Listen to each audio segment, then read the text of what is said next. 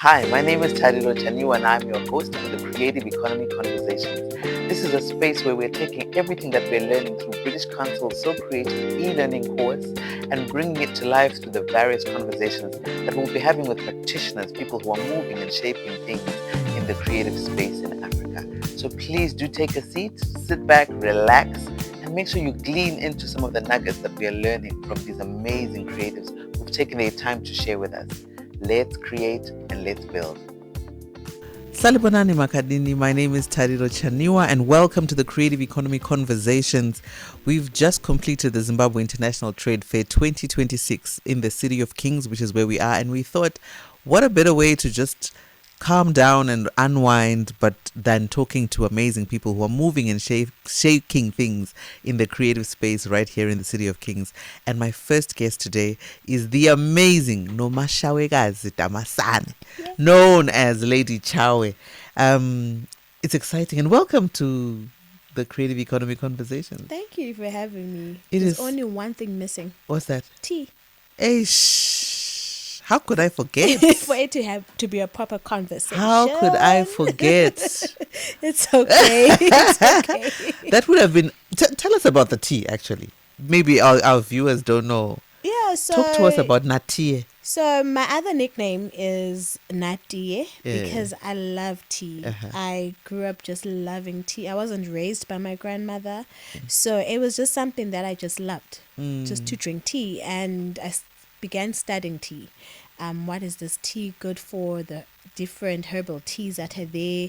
I started doing concoctions in the kitchen, mixing this and that to see, does this make sense? Does it taste good?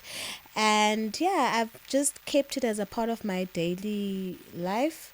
I don't know how many cups of tea I drink in a day. I just drink tea. I just love it. I absolutely love that you've made all the things you love a business. Yeah. And I was watching you at the showcase on Friday. She hosted the Music Connects Africa showcase right here in the City of Kings. Some amazing artists that, I was watching for the first time, and I was just so proud to see the level of artistry that we have in the city. And watching you transition from an MC to a poet, to a dancer, to a singer.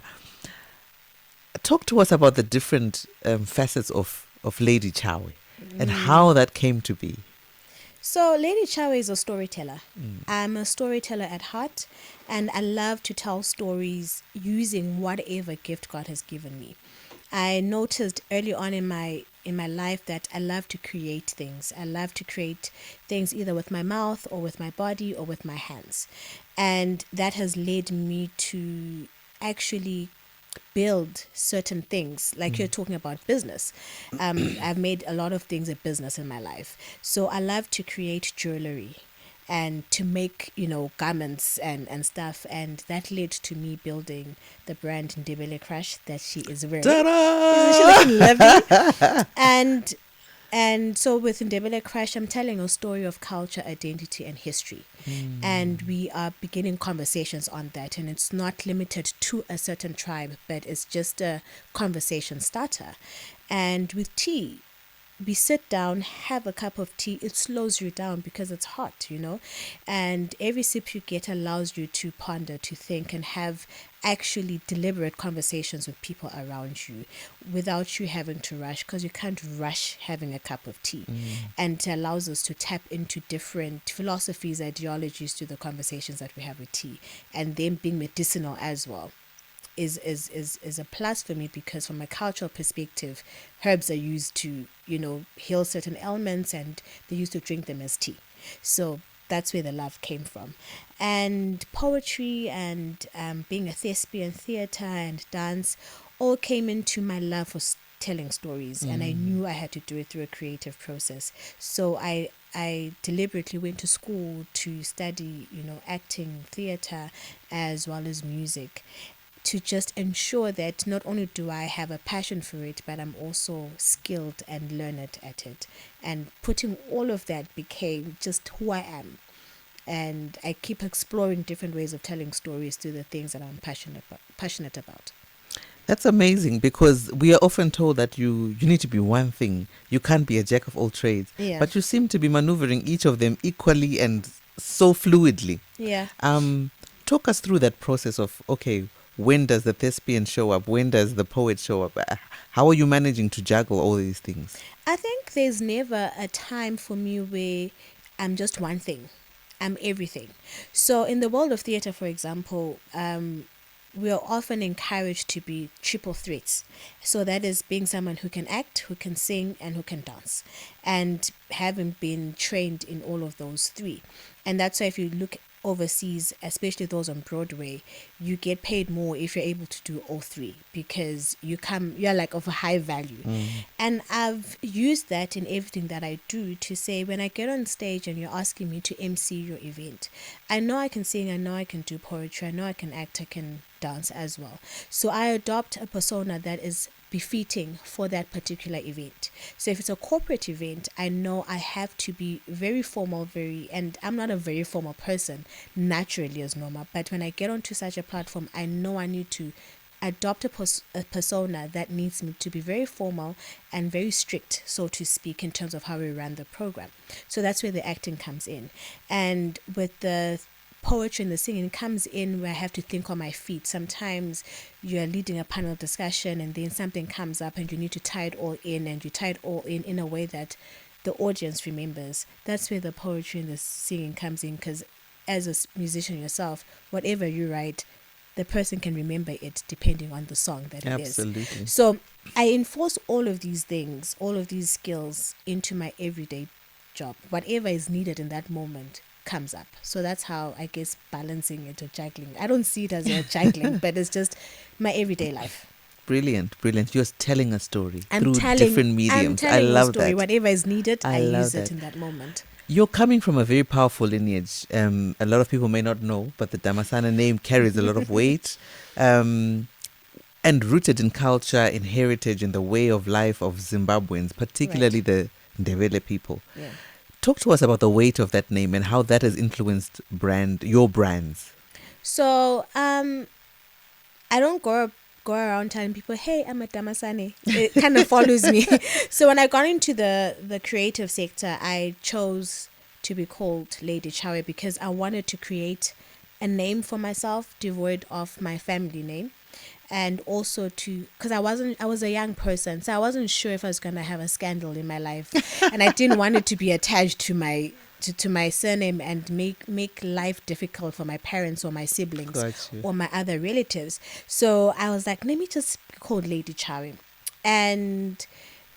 But coming from such a rich line of Nguni thinkers, because I look at my dad, I look at my uncles and my aunts and my cousins, we are all independent, but we are really rich in the way we think. And even if some of them are teachers, lawyers, they're in the medical field, you can tell that's a Damasane because of how they think and how they do things. And it's so important for me to carry that lineage because we are creating a legacy of who we want to be. And in as much as I don't function as Damasane all the time, it's in the blood. And we can never run away from who we are. It always follows us all the time. I always tell journalists, please call me Lady Chawe, not Damasane, the daughter of, because I'm trying to make a name for myself. But I always learned that you can't run away from who you are. Absolutely. If you say you are a child of God, it is always going to follow you, for example. And if you are the child of Reverend Damasane, that's who it is. Yeah. That's who I am. I can't apologize for that, and I shouldn't be made to apologize for that. I just embrace it. Even if I'm building my own legacy, it cannot be separated from where I come from, because they have invested and deposited certain attributes in me for the first 18 years of my life, because there were certain decisions that were made for me that have played a role in the woman that I am today. So I can't separate myself from that. So good. I'm curious to be a fly on the wall in the house that you were raised in. What were some of the things that they instilled in you that you can say today, oh, wow, thank God they did. Yeah. First and foremost, the love of God. Both my parents are pastors, and that house was a house that every Sunday you knew you were going to church. Mom would wake you up to say we're praying. If you were naughty, Yes, you'll get disciplined by the rod. Then you'll be told to memorize a verse. So, so it wasn't abuse, and I don't see it as such. But it actually taught us to love God and to know God for ourselves. They never forced God down our throats in the sense of, you must know God. No, no, no, no. They allowed us to have encounters with God for ourselves and to know Him for ourselves. And each of us, me and my siblings, all know God in different ways and at different times of our lives. And so that was one of the major things that they deposited into us that I'm grateful for as an adult. There was discipline. There were certain things every African household had. That mother, every Saturday morning you'd wake up to do spring cleaning in the house, and that taught us discipline. That taught us to ensure that whatever you do it in a timely manner. And they were both workaholics. They hate for me to say this, but they devoted their time to their work. And they taught us how to balance home and work, because we would see it. We would see it when mom is traveling. There was a plan that they had, and we never felt the gap. And vice versa, when dad would travel, we never felt the gap because they knew how to balance things. And also just allowing us to explore the world. They allowed us to try out different things, different sports, different extra curriculum that we would do at school, and we would find what we loved. And they never said, no, don't do this. So in my case, they never said, don't go to marimba club, don't go to choir, don't. No, they would embrace it. Wow. And I would then tag along with my dad when he would go for his choir practices, because he used to be a conductor for some of the university choirs here in Bulawayo, and I would sit in those rehearsals and I would see him do his interviews with television programs, and see him do poetry, and I'm like, okay, he can do this, I can do this too. So, and the love of family. Like, my parents were so big on it. At that time, it used to annoy us to say, why are we giving up our bedroom for a relative and we have to sleep on the floor or in the lounge? But they taught us the value of family, and family goes beyond blood. It's the people that you live with, community. And I see that in the art sector, where I have family. You're my sister, and I call you sister all the time. And we are able to create a community and a family to say it goes beyond blood. It goes. We need to talk about the shared realities that we have that allow us to be bonded together by whatever is bringing us together at that time. So good. Some really good nuggets there. So now that we're here, and we are now having this responsibility to communicate all these things that we were taught growing up, the culture and the heritage, which you do so well in your work. Thank you. Talk to us about how we can instill this in our creatives, because we are the custodians of of our culture. How can we communicate that through our different creative outlets? Yeah. I think the first thing is to understand your why and be authentic about it and stick to it. Why are we put on this earth? For me, I know it's beyond just telling stories. I know my purpose is to remind people of who they are and whose they are in whatever that looks like for that particular individual. And I use the skills that God has given me to portray that and to showcase that. So as creatives, find your why. Why are you doing art? It can't be just about the money. It has to be beyond that. Yes, we want the money. It's important to live off of it, but it's also, what are you leaving behind? Why is it that as Tarene Guitar, what is your core purpose for carrying that guitar and using it and using your voice to sing and share your story with us in the manner that you do? If we don't understand our why, it's so difficult for people to continue the legacy or to carry forward or to be remembered. So if you're called to ensure that young women know their worth and know their space in a world that is so crazy, you need to do it so well so that even the next person doing it says, I need to find my own way to enter into that space. Because we can all be called to the same thing, but getting to the end is going to be determined by the how we do it. Our end goal may be the same, but it's the how we get there that is important, and the lives that we touch on the way. So good. So good. I do know that you love learning.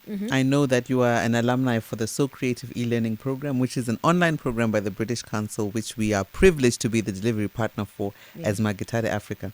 And for me, it has really been impactful in as much as I've been in the industry for more than 20 years. It still allowed me to kind of put some structure to the way that I do things. Talk to us about your experience with the course and how that has influenced how you do your work now. I think we're one of the first cohorts, and we didn't have it as good as you're having it now. Like, we were the guinea pigs. But it was so fun in the sense that we were able to tap into each other's minds. So the course allowed us to look inwardly, but also to look outwardly, if that makes sense. It allowed us to be exposed to certain business skills that we didn't know we needed to know about, and because you get into this industry and you say, I've been here for 10 years in this industry, I know it all. No, I'm sorry to tell you this, if you're watching this now, you don't know it all. Like, you need to further your studies and to just get to know those refresher courses and to see what's happening in the world and be current, and so that you don't lose who you are as a creative. And so this course allowed us to tap into those things, to learn business skills and skills that we didn't know we needed at that time to remain relevant, because life is moving and it's happening so fast, and if you don't catch up with the world, you become an irrelevant creative, and you don't want to be an irrelevant creative. The pie is so big enough for all of us to still eat, so that even the upcoming creatives, we can still coexist in this world. Absolutely. And that course allows us to understand that in as much as we're growing older, we can still find our space and be relevant, and still allow for space for the younger artists to come through and thrive as well.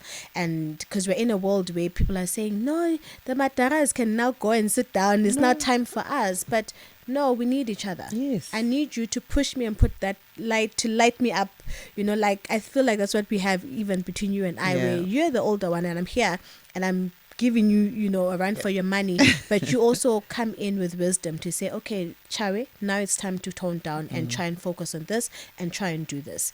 And that course allowed us to interact with people who are at different stages of their careers. So good. And allow us to see what is working for them at that stage and how do we progress to the next stage without losing our relevancy in the process. Absolutely. And speaking of relevance, you've been around. I mean, you've been here for quite a bit. Yeah.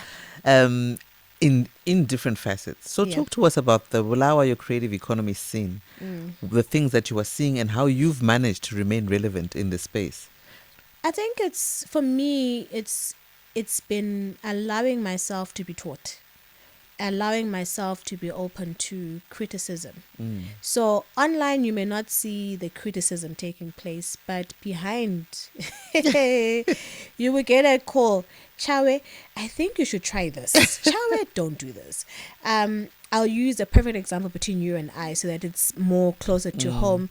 I was doing a challenge online 1 year, and I'm like, for the month of June, I want to write a poem every day. And I started off well. I think for 2 weeks I was writing poems every day. Then I went quiet, and then Terry sends a message, hey girl, how far? What's going on? You need to finish what you've started. And I'll never forget that conversation, because you realize you've got people who are watching your every move, and if you stop doing what you're doing, some people will call you out on it. And I think that has helped me become to remain relevant, being open to criticism, being open to be taught, because I know I don't know it all. And having, older brothers and sisters within the creative sector whose doors are always open for me to come and sit and say, listen, I've got this idea. I don't know if it can be executed well. Do you think you can help me brainstorm? Can I just, vent here and stuff? That allows me to stay relevant, because they come in with different perspectives to say, try this. We look at your artistry. They're not involved emotionally with who Chawe is, so they can be very objective. And if I take their advice, I look back and say, that was some solid advice that has actually helped me stay in the game. Even getting into voiceover and radio was someone who said, I think you can elevate your career in this way because you've got the voice. Try it, you know. And I tried it and I'm like, I like it. I enjoy it.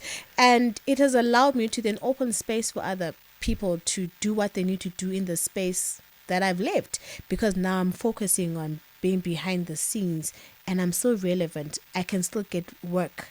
I can still get paid. I'm not trying to get a role in a theater production where I think someone younger can do it better than me.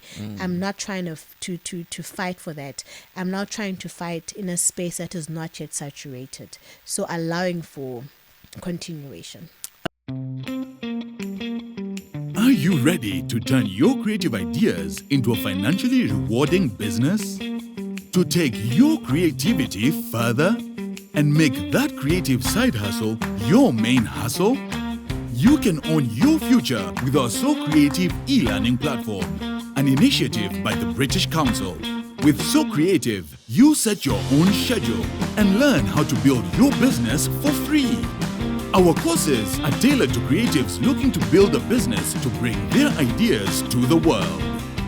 We have a community of over 500,000 students registered and over 30,000 course graduates. Our courses are available online, and many of our students and graduates come from all over the continent. You could be next. Explore a world of creativity and take your pick from our free, self-paced courses designed to give you the skills to launch and grow your creative business. You can also try our more in-depth courses designed to give you essential skills to grow your creative enterprise, like raising capital to fund your next venture, impact entrepreneurship to make your creative enterprise an engine for positive change, finances for creative business to help you plan and manage your resources effectively, and creative economy policy making to help you better navigate regulations and stay informed on opportunities you can use to grow your creative enterprise. Register today and write your own story with the So Creative e-learning platform. So good. I hate this next question I'm going to ask, but I'm now realizing how important it is, particularly because you and I are women. You and I have been raised by strong fathers. We have got great relationships with our dads. However, let's talk about the gender gap and how our industry looks. When we look at what women are earning, the position of women. Talk to us about your feelings around that and what you think we should do to ensure that women are getting more voices heard. Look, I hate it, if I'm to be honest. Yeah. We have, I think we're in a season where for the past, could be 10 years, where there's this whole thing of women empowerment and women are getting more roles and more opportunities and spaces, which is true and which is great, but it doesn't translate in the payment aspect of it. And it's something that we probably didn't realize as the woman empowerment thing was happening. But wait, my male counterpart is getting paid more compared to me. I'm getting the opportunities, yes, which we're grateful for, but it's not translating. And I think for me, it becomes so unfair because you haven't leveled the playing field. And I think we need to stop looking at it from a gender perspective, but from a perspective of saying, what are you bringing to the table? Is it more competitive with the other person? And because we can be 5 women doing the same thing. Are we, like, amongst ourselves, just as females? Yeah.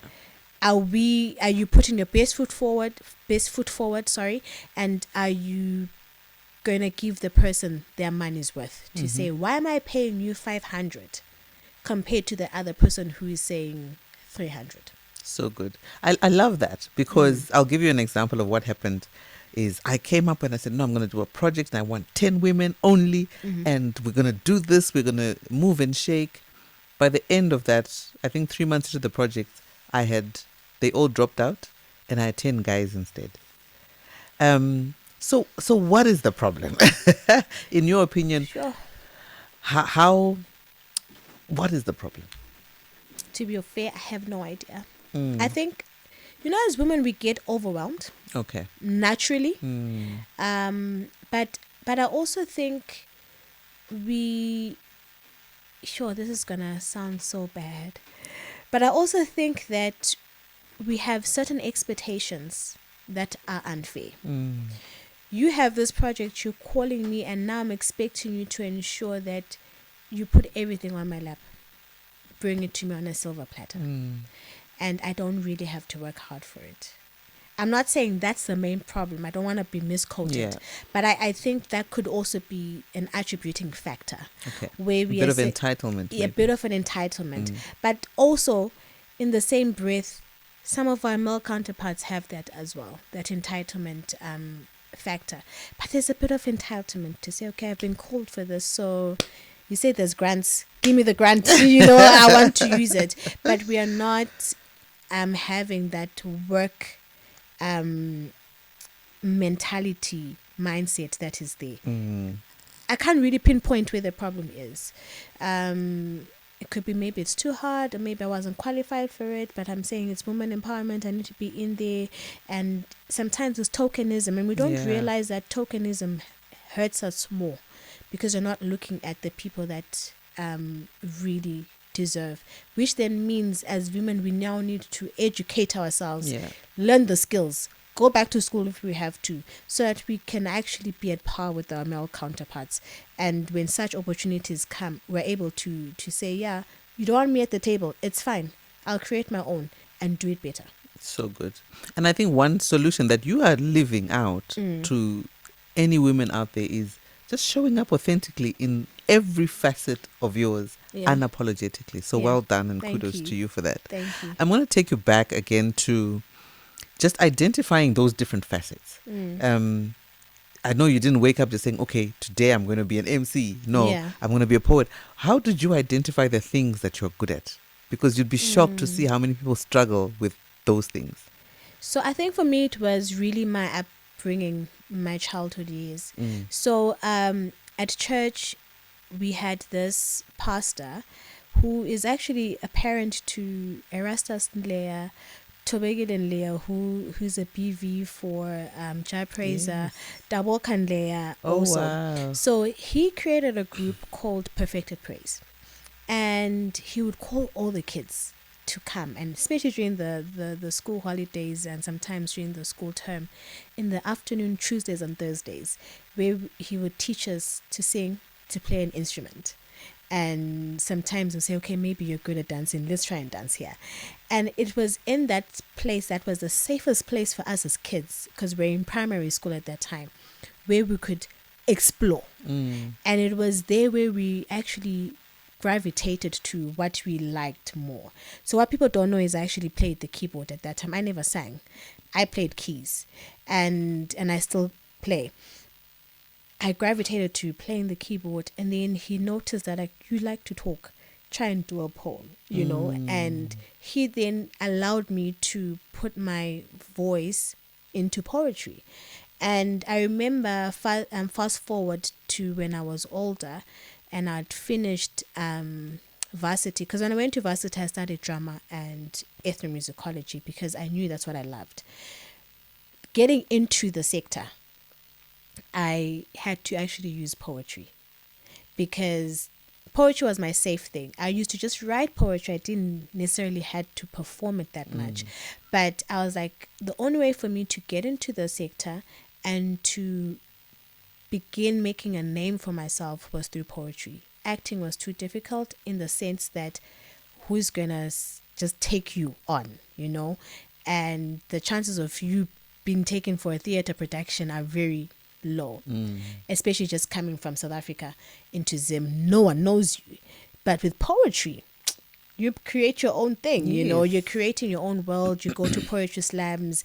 You don't need to have known someone or, and that's how I began to identify what I was good at. So poetry allowed me to identify who I am as a person and as a creative, and to understand the sector. Because I'm functioning as a single unit. I'm beginning to learn this industry that is the dog eat dog world that a lot of people kept telling you about to say, "Hey, you want to be an artist? Yo, good luck."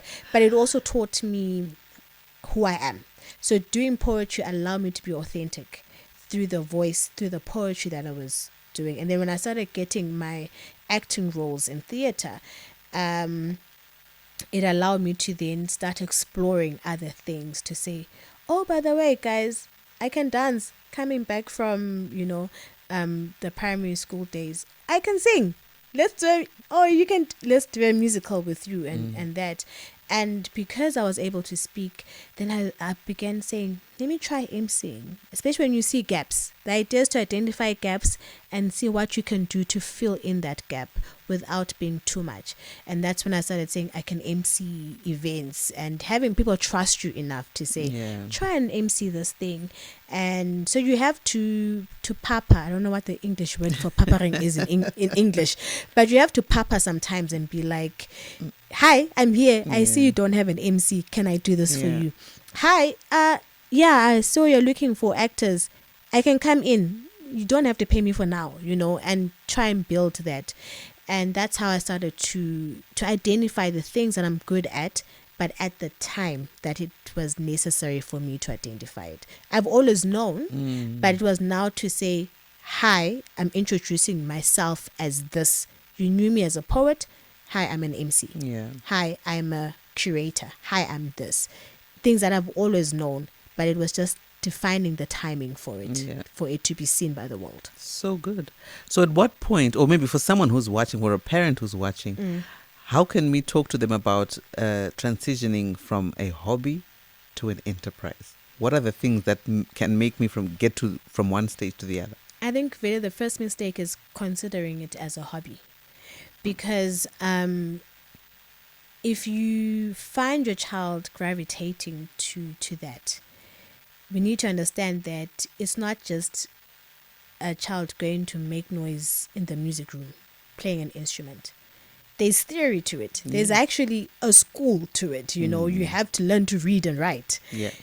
And so it's understanding what it can do for your child. It's understanding the career opportunities that are there. It does not necessarily mean your child will be on a stage. It means maybe your child can teach it, can actually direct, or can, there's so many facets to this thing that a lot of parents are not privy to or don't have enough knowledge to. And I think when you see your child loving art, loving whether it's painting or whatever it is, let's not try and discourage them. I'm not saying education is a bad thing. Let's have our 5 O levels. It helps us in certain aspects as well to have those things in the bag. But let's also find ways how can they further their education in the skill that they are finding fascinating. It can't be something that they do because they failed. And Tari, that is what we see. I don't know how it is in H-Town, but in Bulayo, you see they've become a dancer because they failed Form 4. And they go and dance. It can't be something that is because you failed. No. You have educate these artists that you like to see on TV. They are educated. Absolutely. They did them a trick. If you look at the ones in South Africa, they did them a trick. They went to university. They have, certificates to their names, and they're living what they are passionate about. So as parents, I think we need to educate ourselves first as parents to say why do they love this so much? It's like anything. If they love sport, if they love architecture, you need to educate yourself. Why does my child love this so much? What are the career opportunities? Will they be able to sustain themselves in that industry when the time comes? And if so, how can I as a parent encourage them? Yes, I want them to have a full education, but where do we negotiate to say, have a full education, but I'll support you in your gifting and in the thing that you are very passionate about, so that we don't raise kids that resent you for blocking them from doing what they love, and they just get you the degree accounting, and once they get it, put it on the They side. put it on the side Yeah. and they do what they love. But they've wasted how many years getting that Yes, degree, yes. which becomes unfair as well. So I think we need to educate ourselves as parents to understand what this entails. It's not something for a loose person or someone who is uneducated. No, there's so much more, and it's such a beautiful industry to be in when Yes. done right. So good. So Lady Chawe is in a very different position now. We are now serving in the city Yeah. of Bulawayo. Talk to us about that role, and now that you're seeing the creative sector from a different perspective, what are you seeing? What are the gaps, and how can we fill those gaps as creatives? So you're serving as the Arts, Culture and Heritage Officer for the city of Bulawayo is a beautiful thing. But it's also beautiful. It's a conundrum because I come in as an artist, and I come in understanding what an artist needs. Yes. And I'm working in a corporate environment that has its own mindset and its own understanding of what they think the creative sector needs. And the both are right in the just depending on what side of the coin you're looking at it from. But both need to coexist. And I'm seeing a lot of gaps in terms of from creatives us not understanding why the artists are there. I mean, why the corporate is there, why the institution is there. And us as creatives saying, we're having an entitlement, that's what we were talking earlier about. We're having an entitlement mindset to say, because that office is there, they must do this for us. But also, we are not selling ourselves as people that can be in business with. So from a corporate perspective, we're looking for people to be able to do business with, because now we've got a lot at stake. There's tax, there's this, there's that, our books in order, because we need to be able to ensure that we are protecting ourselves as a corporate. And this goes for any institution. They have to protect themselves to say if they're in business with an artist, is that artist not going to bring us into disrepute, So the gaps that I see are just the understanding of the two entities coexisting, and how do we meet halfway, and what are the compromises, if any, can each do, and it's for me to help the institution understand artists better, but also for artists to understand that we are not owed anything, which is such a sad reality. And when I say it, they'll say you're saying this from a place of, privilege. But the truth of the matter is, no institution owes you anything. You need to be able to be in a position that says, I will bring value to your institution. It can be a local government, it can be a private company. They need to know, what value are you bringing to us? Because they don't need you, we need them, which is a hard truth. And I know I'm going to be crucified for that, but it's such a hard truth to swallow. And once we understand that, these two can work better. Beautifully, I can think work once better. we need each other, to We be do, honest. But I think we're at a time where we need to communicate our value more. Because it hasn't been done very well in the past. So we're at an amazing time where we can actually take back the helm and say, you know what? Let's learn the right language. Let's articulate ourselves better so that we can show our value. And I think also is to understand that they're not just sitting there with money to give us, and if you hear me, I'm talking about institutions as a whole, because I'm not allowed to speak on behalf of the city. But it's just for us to understand that if you come to me as your officer and you have a proposal, we see how best we can partner. And I'll be honest to what is possible and what is not possible. But it's also for you to be open to hearing, this is not possible. Let's try it in this way. Because it has to be a win-win situation for both. And sometimes we also need to understand that institution A may not be the best institution for this particular project that I want to do. I need to try institution C, not even B, but C. because it aligns with the values. So even as creatives, do we understand the value systems that that particular institution has? What are their core beliefs for whatever they want to do? Does my brand align to that? Yes. And if it doesn't, we need to accept that no, this doesn't align. They may have the money I want, but it means I may have to bend over in certain things. And my role is sometimes to make you see that, to say, I think go to that institution. They will serve you better for what you want to do. It'd be great to have you, but our values are not aligning. And in most instances, we don't want to hear that as creatives. It's like, you're closing the gate for me now, fam. I'm just telling you what's on the ground as well. Yeah. So good. So what is the future looking like for Lady Chawe? Ooh. But I can't share. Okay, what you can. Okay, give us a hint. So I've been in a bit of a hiatus as a performer. Okay. Because I've been focusing on behind the scenes, doing a lot of admin work, which I'm enjoying, and curating, where you're not seeing me in the forefront, but I'm just behind the scenes. But what I can say though, as Lady Chawe Productions, we are tapping into a more managerial role. So we are taking some artists under our wings. I can't say which artists, where we are trying our hand at management. So, but what's good about this is we just manage the Zim chapter of those artists. Then we work with other managers to work on their international chapters of their careers. As Lady Chawe Productions, we also are coming back into theatre. I'm creating some more productions that either will be written or directed by myself, or actually taking other productions that we can produce. And this is a faith thing. I don't have the money, but I'm just like, I want to do this. And Ndebele Crash is back, so we are creating more products for people to wear their culture with pride.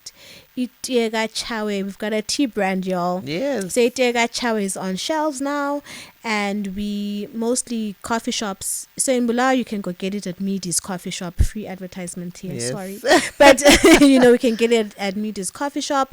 And yeah, I think as Lady Chawe, the individual, the artist, we are really just trying to tap into the hosting space, doing more voiceovers, doing more hosting, and curating events. That's where we're at. And, one or two, scenes on stage, acting and dancing, I'm coming back slowly. And the radio show, is that still happening? Yes. So radio is still happening, Okay. so hence voiceover behind the scenes. So radio is still happening as a radio host, using my voice for that. But yeah, it sounds like a lot, but everything is tied. Yes. Everything is so connected. And because we also want to, the people who helped me rise, and I feel like I'm in a place now where God is calling me to help others rise in the little way I can. Absolutely. Like I was saying, most of these are faith ideas that we've already started getting the ball rolling. I don't know where the money is going to come from, but the idea is to say, someone help me up the ladder. And I'm somewhere, I'm not yet at the top, but I'm somewhere at a place where I can help you come up to where I'm at, and maybe have you even overtake me. I'll be happy with that. So good. And a lot of us think that we need to be millionaires to be able to do that. No. So that's amazing. One of the things that we also learned in the So Creative e-learning course is social impact. Yeah. Where do you see your brand in that regards? I know you're already helping out a lot of people coming up, but what is the heart project for you? I think for the longest time, my heart project has been school kids, but I haven't tapped into it. So there was a time when I did a back to school backpack promotion thing, where I had a Ndebele Crash backpack that had all the school essentials that a kid needed. But I think my timing was off. Okay. It was not the right time for me to do it. But my heart is that, to say, beyond the pad banks that we have, we always forget the boy child. And I was like, what can we do for boys? Wow. And this was even before I became a boy mom myself. It was like, what are we doing for boys? Because we're going to empower the girl child, but the boy cannot live in a world with such an empowered girl because they don't know how to function in it, because we're forgetting them. And I am pro girl empowerment, and that is one of my first go-tos, but we also need to level it up as well. So my heart project is trying to get things done for the boy child, but for just the school child in essence. And in that backpack, for the boys, it was having like, your toiletries, your school books, your pencil case, that was needed for that child to go to school, and for that term they're covered. For the girls, you add some sanitary wear and also just a few toiletries, so that they don't have to think about, where am I going to get roll-on from? Where am I going to get this from? I don't have a counter book. I don't have this. But just something to cushion. Yeah. Because every school has certain requirements and different requirements. But a counter book is standard in every school. A pencil is standard. So we wanted to get that and then add that. So that's something that is really at the core of my heart. So good. And I'm still working on how to make it not only unique, but also something that when a kid looks at it, they'll be like, man, at some point Lady Chawa helped me through school and helped my family through school. And it's not even about the less privileged. It's really for anyone. Yeah. Like, it doesn't matter your background. You could have or you may not have, but it's to having an impact in a child's life. I love that. Yeah. So, looking at the Zimbabwe creative economy landscape, as we close this interview, what is one thing that you would change? Wow. There's a lot. Okay, 2, 3? No. Okay. I'll try and stick to. I think one thing that I would change is, I think the education aspect. So not more so the primary and high school aspect. Well, maybe with high school, I'd ask for us to have more, maybe drama and music, not it be an extra. Let's do the theory of Absolutely. it. And I'll tell you why I'm saying that, because when I went to university, what we were doing in first year, my South African counterparts had already done it in high school. So I'm trying to learn quite a lot. There's literature for drama, for example, and they're just revising. And find some of it is slightly harder because then it's not at a higher level. But I now had to learn a whole lot more. So I was studying longer hours just to ensure that I'm at the same level. That we shouldn't take it as an extracurricular, but also at our universities to say, are we teaching the right thing? In drama, in our media studies and everything? Do we have the right personnel? And not just someone who's teaching the theory of it, but having art practitioners coming in to say, hey, this is what I've learned. Because the ones that have been there before us didn't get the opportunity to go into a classroom setup. They learned on the job. But what they have learned are the very same tools and skills that we need even in a classroom setup. So I would actually say get them to come in as TAs, what they're called, teachers assistants, to come in and teach the practical aspect of it. If you're a lecturer and you've got the theory, that's fine. But let's teach the practical aspect of it, whether it's film, whether it's theater, whether it's music. You've got established artists that are doing things, and they may not have the title of MA at the end, or doctor or PhD or the BA, but they have the knowledge that these same kids that we are churning out of our local universities need, so that by the time they get into the industry, they are not lost. And I think that's my heart to say, let's not lose these guys. So They'll study good. these degrees, but then they end up not working in the very same field that they studied because they don't know how to fit in. And what they're studying is so detached from And the it's reality. so detached from the reality that is there on the ground. Because we're going to talk about AI and whatnot, but we're not talking about the actual work ethic, where rehearsal is not just a 2-hour thing. You rehearse until late in the evening sometimes because you're trying to get something right. You need to work, how to learn to collaborate with another artist from a different artistic skill set as yours. How do we, all those things. I think that's Yeah. the one thing that I'll probably change, because it will allow us to create creatives that have a business mindset more than just I want to perform, So that will good. understand it, but also to add business management, to add manager courses in our In the creative in space. the creative space, good. in the school curriculum, to say, what does it take to be a manager? Maybe I'm not be good at it, but I love the arts. Can we have manager courses specific to artists? So good. Because that's a whole ball game altogether. Yes. So those are some of the things I'll change from an education perspective. Chawa, you and I can be here for we can have a part 2 and part 3. We can. But it's always refreshing to catch up with you and just to talk about the things that are at our hearts. And thank you so much for taking the time to be with us. So where do people find you, actually, before we go? Where can people find you? Or you can find me on social media. Yes. Trying to be on social media actually. But I'm on all social media platforms as Lady Chawe. So that is at LadyTshawe.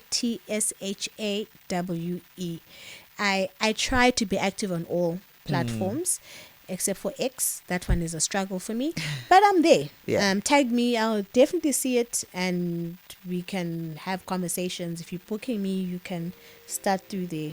Awesome. And she also raised some amazing projects she wants partnership for. So I'm sure if you are interested in partnering, I've already picked up mine, which I will have a chat with you later. Yes, but please. it's always a pleasure. Thank you so much for your Thank time and for you. your wisdom. We wish you all the best in what you are doing. And thank you for driving the Zimbabwean creative economy space forward. Thank you so much for having me. It is a pleasure. Thank you so much for being with us. We'll see you on the next episode. And that's a wrap for today's conversation. It's been an amazing time. And if there's one thing that you're going to take away from today, it's, look, the creative economy is here. The creative economy is here to stay, and we're here to build the capacities of all the practitioners in it. So if you like what you heard, if you like what you've listened to, please do share, please do tell someone, and make sure you subscribe so that you can catch the next conversation.